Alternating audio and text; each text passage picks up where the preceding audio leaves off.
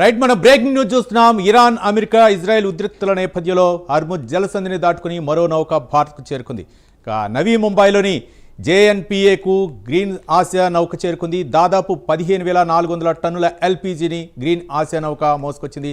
ఇదే అంశానికి సంబంధించి మరింత సమాచారం మా నేషనల్ బ్యూరో చీఫ్ కళ అందిస్తారు. కళ, దాదాపు ఒక బిగ్ బ్రేకింగ్ అని చెప్పవచ్చు. దాదాపు మనకు అంటే ఇరాన్ ఇజ్రాయెల్ యుద్ధం ప్రారంభమైనప్పటి నుంచి 40 రోజు. ఈ 40 రోజుల్లో దాదాపు 122కు పైగా కూడా నౌకలు చిక్కుకున్నటువంటిది హార్మజ్ జలసంధి గుండా. ఏదైతే నౌకలు ఒక్కొక్కటిగా కూడా హార్మజ్ జలసంధిని దాటుకొని భారత్ కు చేరుకుంటున్నటువంటిది ఒకవైపు. మరికొద్దిసేపు క్రితంగా నవీ ముంబైకి ఒక కీలకంగా నౌక చేరుకుంది అన్నటువంటి విషయాన్ని అటు జవహర్లాల్ నెహ్రూ పోర్ట్ అథారిటీ ధృవీకరించింది. దాదాపు 15,400 టన్నుల ఎల్పీజీ గ్యాస్ తో సంబంధించినటువంటి నౌక నవీ ముంబైకి చేరుకున్నది అన్నటువంటిది గ్రీన్ ఆశా అన్నటువంటి బోట్ పేరుకు సంబంధించినటువంటిది. ఇది దాదాపు కొద్దిసేపు క్రితమే చేరుకున్నదని అధికారికంగా ప్రకటించడం జరిగింది.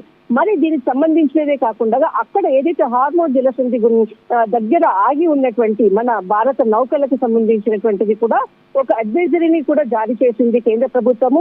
దాదాపు పడవల్లో ఉండేటటువంటి ఎవరైతే అంటే బోట్ కి సంబంధించినటువంటి ఉద్యోగస్తులు అనుకోవచ్చు, దాంట్లో పనిచేసే వాళ్ళందరూ కూడా ఎట్టి పరిస్థితుల్లో కూడా బయటికి రాకుండా, ఎందుకంటే దాదాపు 14 రోజుల పాటు ఒకవైపు అటు ఇరాన్ యుద్ధానికి సంబంధించినటువంటిది ఏదైతే సీజ్ ఫైర్ ఒకవైపు వెల్లడి అయిన తర్వాత ఇటు నౌకకు సంబంధించినటువంటి బోట్ కు సంబంధించినటువంటిది కూడా ఒక కీలకమైనటువంటి అడ్వైజరీని జారీ చేయడం అనేది చాలా ఈ రోజు ఒక బ్రేకింగ్ అని చెప్పవచ్చు. దాదాపు బోట్స్ లో ఉండేటటువంటి వాళ్ళు అనుకోవచ్చు, ఎటువంటి భారత జాతీయ జెండాలు లేకుండా, ఎక్కడ మూవ్మెంట్ కూడా లేకుండా అక్కడే ఉండాలి, ఎట్టి పరిస్థితుల్లో ఇక్కడ ప్రభుత్వం నుంచి సమాచారం ఇచ్చిన తర్వాతనే ముందుకు కదలాలి అన్నటువంటిది కూడా ఇందులో కీలకంగా ఆదేశాలు జారీ చేయడం జరిగింది.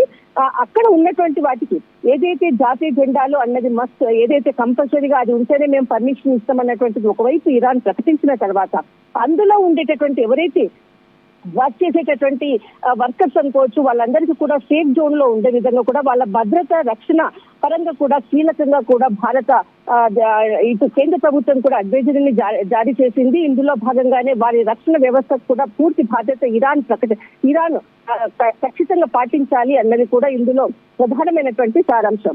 మరొక వైపు గ్రీన్ ఆశా నౌక దాదాపు 15,400 టన్నులతోటి ఇటు నవీ ముంబైకి చేరుకున్నది.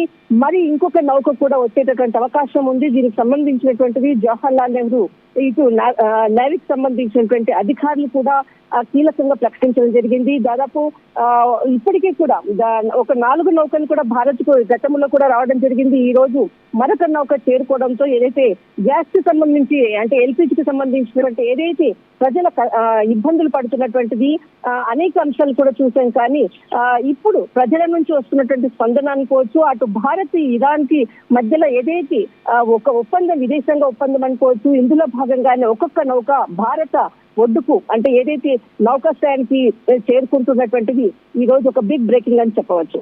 రైట్, థ్యాంక్ యూ కళ.